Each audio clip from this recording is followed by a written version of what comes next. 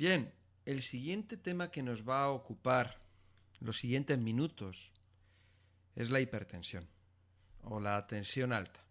Bueno, ¿qué es esto? Se define como la presión arterial demasiado alta a lo que llamamos hipertensión. La palabra hipertensión la podemos dividir en dos partes. Por un lado, tensión. Ya sabemos lo que es la tensión, ¿no? Sería la fuerza, una fuerza determinada o una presión. Y luego el prefijo hiper significa algo que es grande o mucho. Por ejemplo, mercado, un hipermercado. Pues sabemos que el hipermercado es algo que es muy grande, ¿no? Bueno, aunque la tensión arterial depende de muchos factores, como pueden ser el peso, la edad, el sexo, etc., se considera hipertensión cuando una persona está por encima de los 14 en la máxima y de los 9 en la mínima. Cuando la presión arterial está por encima de 21 y 12, se producen crisis hipertensivas que pueden afectar gravemente al organismo y requieren la hospitalización inmediata. El problema más grave de esta enfermedad es que en la mayoría de los casos el enfermo no lo sabe. Y al no recibir tratamiento, la hipertensión puede provocar daños en órganos vitales, como los riñones, los ojos, el corazón, etc. En casos más graves puede producir desde hemorragias cerebrales, trombosis, etc. Cuando se mide la tensión arterial, se ofrecen dos cifras, ¿de acuerdo? Por ejemplo, 14,9. Bueno, pues el primer número, el más grande, corresponde a la presión sistólica. ¿Esto qué es? Vamos a explicarlo. La presión sistólica, que es la que ejerce la sangre contra las paredes de las arterias cuando el corazón se contrae. El segundo número, el más pequeño, por ejemplo, si es 14,9, el 9, corresponde a la presión de la sangre en las arterias en el momento en que el corazón ya no late, que está relajado.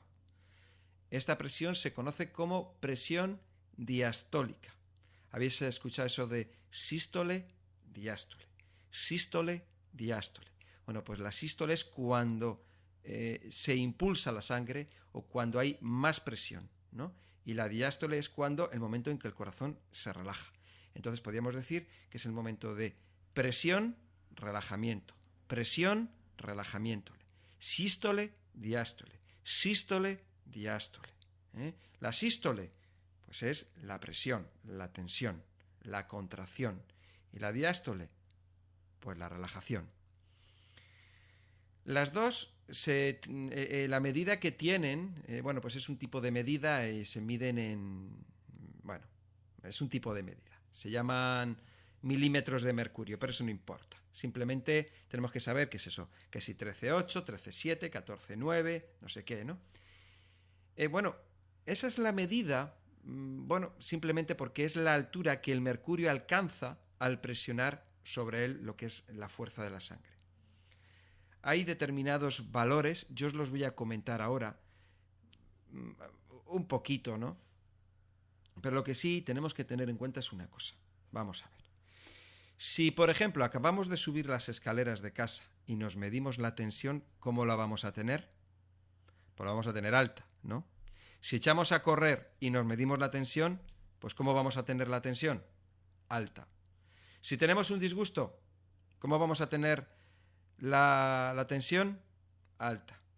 Si juega España la final del Campeonato del Mundo de fútbol y en el último minuto nos van a pitar un penalti, cuando va a tirar el penalti, ¿cómo tenemos la presión sanguínea? Alta. Cuando nos enfadamos con alguien, ¿cómo tenemos la presión sanguínea? Alta. ¿De acuerdo? Entonces, esas medidas en esos momentos no valen. Nos tenemos que medir la tensión en reposo. Y normalmente, quiero deciros, la primera medida no vale, sería la segunda. Otra cosa, hay personas que les ocurre que cuando ven una bata blanca, o un hospital, o una clínica, o lo que sea, les sube la tensión. Eso no es válido.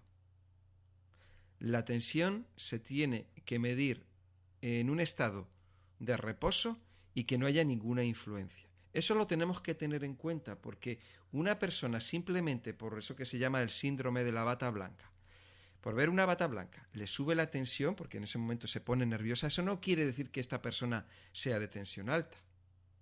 Y eso, pues bueno, eso normalmente los especialistas, los enfermeros o que miden la tensión o médicos, bueno, pues eso se sabe, ¿de acuerdo? Entonces, ¿pero qué ocurre? Que a lo mejor hay veces que vas deprisa y corriendo vas a la farmacia porque dices, bueno, me voy a medir la tensión y vas y te la mides y, ¡ay, que la tengo alta! ¡Ay!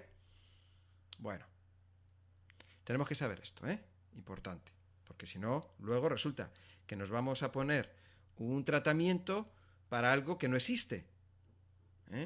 Vamos a ver la interpretación de las lecturas de la presión arterial.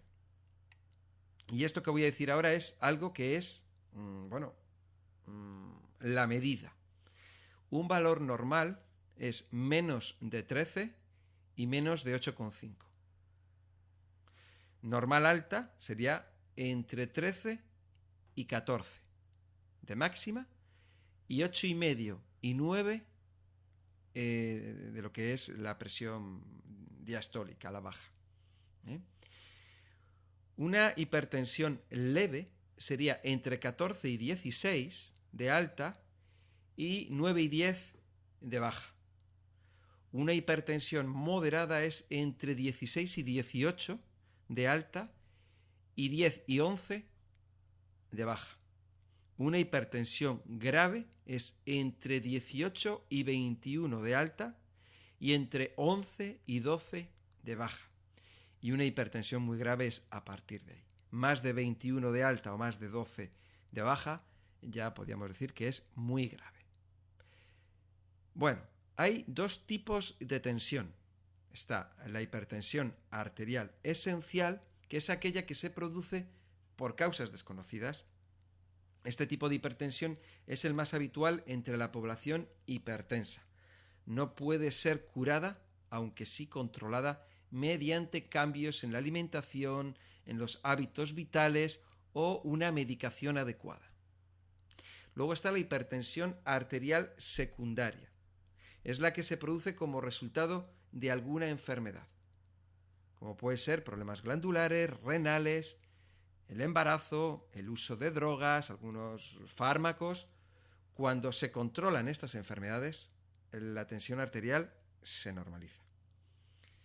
Los síntomas, pues en la mayoría de los casos, al principio no se presentan síntomas.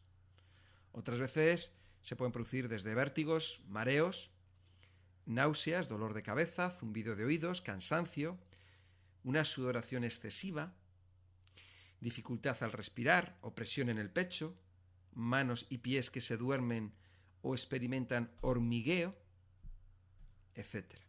Las causas: factores genéticos hereditarios. Las probabilidades de padecer hipertensión arterial son dobles en aquellas personas cuyos padres o familiares son también hipertensos respecto a los que no tienen estos antecedentes. Hay causas orgánicas, a veces se produce la hipertensión por un mal funcionamiento de los mecanismos personales que regulan la tensión arterial. Una alimentación inadecuada, rica en sodio y grasas saturadas, aumenta la tensión arterial. La obesidad, las personas obesas tienen más posibilidades de padecer esta enfermedad que aquellas que no tienen sobrepeso. La edad, por supuesto que a medida que las personas vamos haciéndonos más mayores, pues se va produciendo un endurecimiento de las arterias que pues va dificultando lo que es el paso de la sangre por las mismas y conlleva el aumento de la presión arterial. Eso es debido a que, claro, las arterias ya no están elásticas, ya no pueden amortiguar la presión que se produce. Luego, pues en cuestiones ya de que los hombres, por ejemplo, tienen más probabilidades que las mujeres a padecer hipertensión. Las mujeres, mientras tienen la regla, se encuentran más protegidas que los hombres, por la influencia de las hormonas femeninas o estrógenos. Sin embargo, esta protección desaparece cuando se produce la menopausia. Es curioso cómo funciona nuestro organismo, ¿verdad? Es impresionante, ¿no? Por supuesto, durante el embarazo, pues lógicamente, pues también hay mucho movimiento, hay mucho trabajo en el cuerpo de la mujer y también pues existe esa propensión a la hipertensión. Lógicamente, cuando tenemos nervios, la tensión diaria o las preocupaciones, pues eso pues nos contrae también, nos preocupa y entonces pues también incide en la hipertensión. El alcohol es un hipertensor también. Muchos especialistas afirman que un uso moderado de alcohol favorece la circulación. Sin embargo, hay que decir que porque hayamos escuchado en alguna ocasión que el alcohol, tomar un poco de alcohol, que es bueno, ojo, cada caso es cada caso. No vamos ahora a coger ese consejo y ahora todos nos vamos a poner a beber alcohol porque hemos oído decir que el alcohol es bueno. Hay muchísimas personas que tienen prohibido el alcohol, aunque sea una pequeña cantidad, porque al fin y al cabo es alcohol, ¿de acuerdo?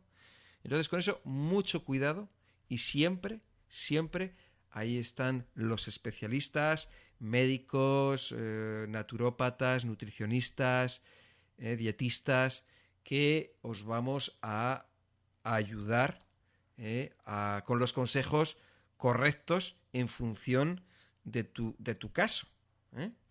El tabaco también sube la tensión. Lógicamente hay momentos del día, por ejemplo, la tensión más baja se registra durante la noche y la tensión más elevada en las primeras horas de la mañana. Luego, la raza tiene mucho que ver, porque las personas de color tienen más probabilidades de sufrir hipertensión. Estudios realizados, por ejemplo, con personas de raza negra, bueno, pues tenían un 33% más de probabilidades de padecer esta hipertensión. Bueno, como veis, es un tema muy interesante y que tenemos que tomar nota de ello porque está ahí nuestra salud de por medio.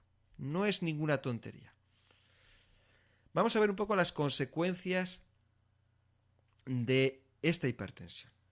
Porque la hipertensión arterial prolongada a veces no tiene ninguna consecuencia en el organismo.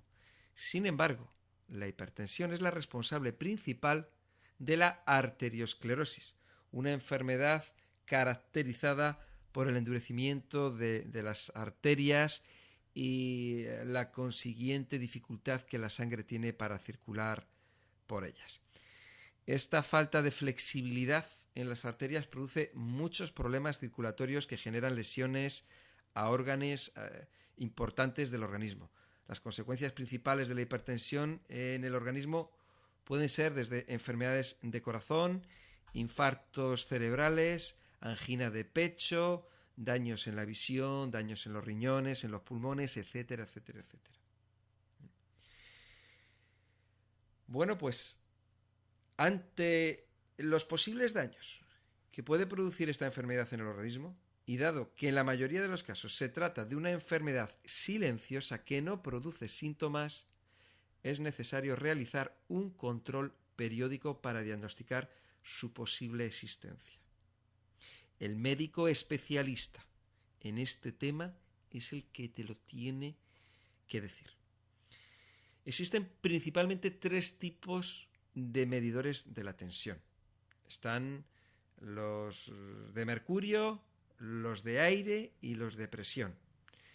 Tampoco vamos a entrar ahora en ellos, pero vamos a ver. A la hora de medir personalmente la presión se tienen que tener en cuenta las siguientes reglas. Recordar que la tensión tiene que ser medida por una persona que esté cualificada para ello. Hay que medir siempre la tensión a la misma hora. Es conveniente medirla durante las primeras horas de la mañana, que es cuando están presentes los niveles más altos. Media hora antes de medirla, no debería realizarse ningún deporte, ni haber bebido ninguna bebida estimulante, como el café o el té. Es mejor hacerlo sin haber fumado. Conviene vaciar la orina antes de medirla. Y yo muchísimas personas mayores, yo recomendaría que si os vais a medir la tensión por la mañana, no toméis café ni té en la mañana. Vale, podemos decir media hora, una hora. Bueno, si no lo tomamos, mejor. El café es un hipertensor. En caso de haber caminado, es importante descansar 5 minutos antes de realizar la medición. Se deberá medir sentado, apoyando un brazo sobre una mesa. La manga debe estar arremangada sin que apriete el brazo. Es mejor tener las piernas abiertas.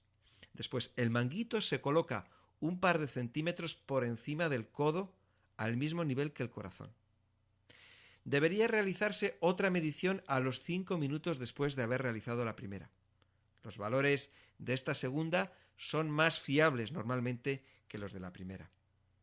No se debe hablar ni moverse mientras se toma la tensión.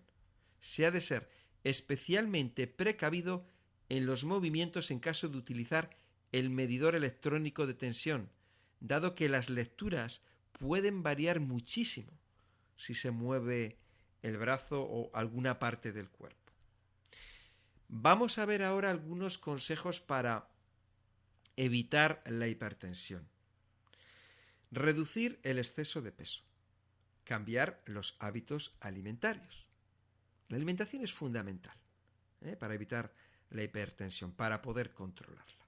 Tenemos que evitar el sedentarismo, o sea, eso de estar parado, sentado y sin hacer nada, tenemos que evitarlo. Hay que nadar, caminar, correr, montar en bicicleta, lo que sea.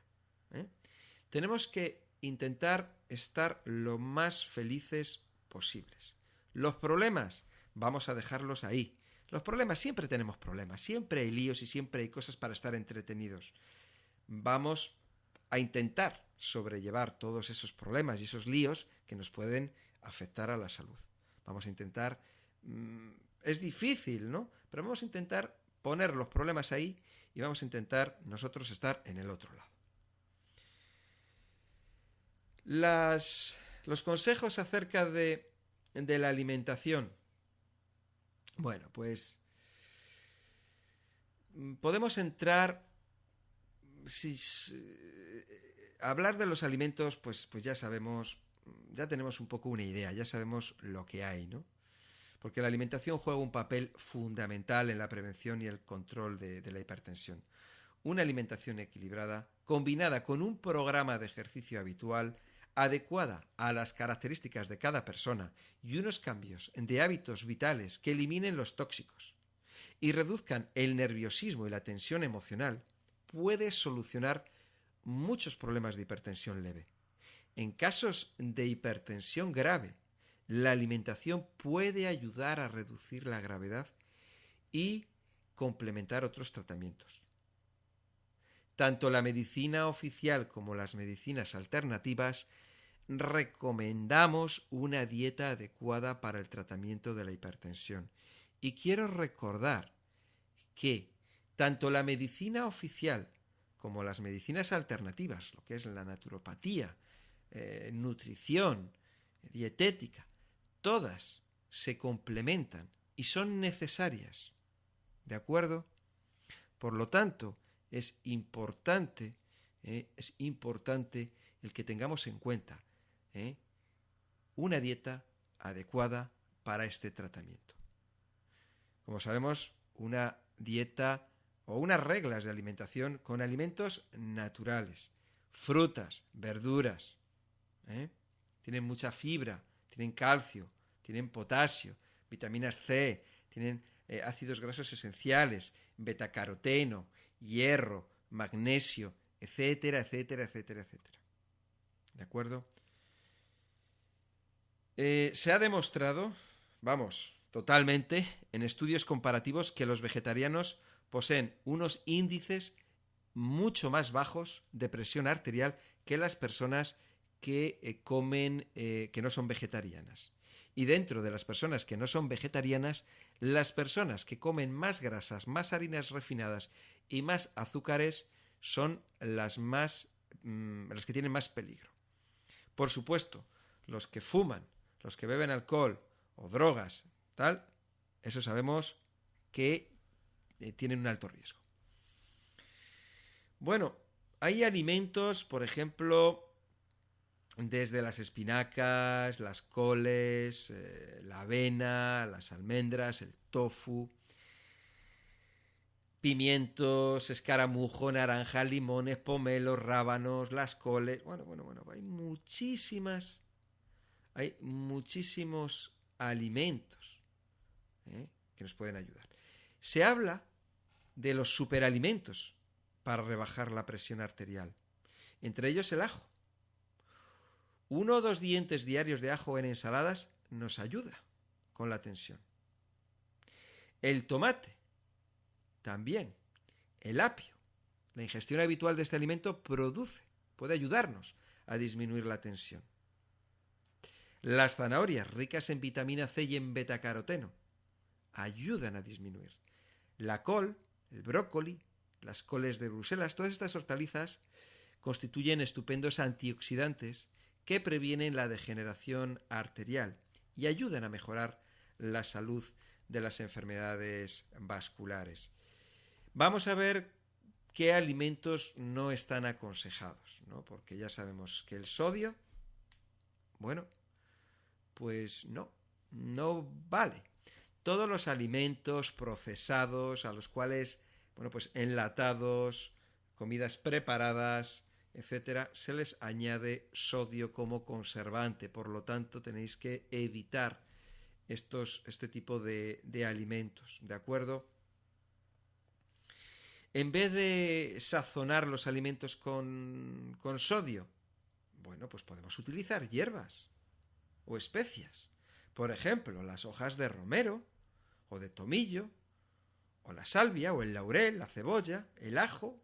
Hay multitud de hierbas aromáticas que van a sustituir al sodio. ¿Por qué una comida tiene que estar salada para que esté buena? No, puede tener hierbas maravillosas que le van a dar unos sabores riquísimos. Hay que evitar el uso de carnes ahumadas o curadas que son muy ricas en sodio. Entre estos alimentos está, desde la panceta, el tocino, el jamón, los embutidos, y está la mortadela, el salami, las salchichas, el pavo, si el pavo tiene sodio, también los pescados en conserva, todo lo que son sardinas, atunes, caballas, salmón, todo lo que lleve sodio, fuera. Hay que elegir preferiblemente alimentos frescos, o en su defecto alimentos congelados, evitando los alimentos en conserva que contienen mucho sodio, ¿de acuerdo?